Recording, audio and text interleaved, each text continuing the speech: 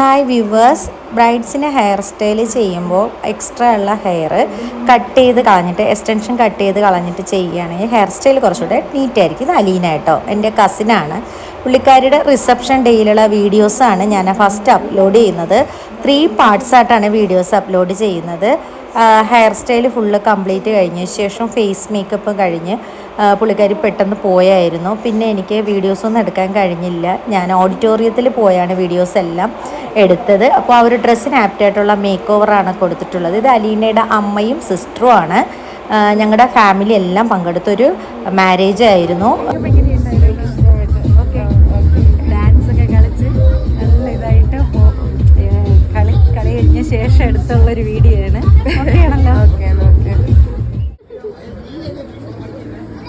അലീനയുടെ സിസ്റ്ററാണ്. Okay ആണോ? Makeup okay?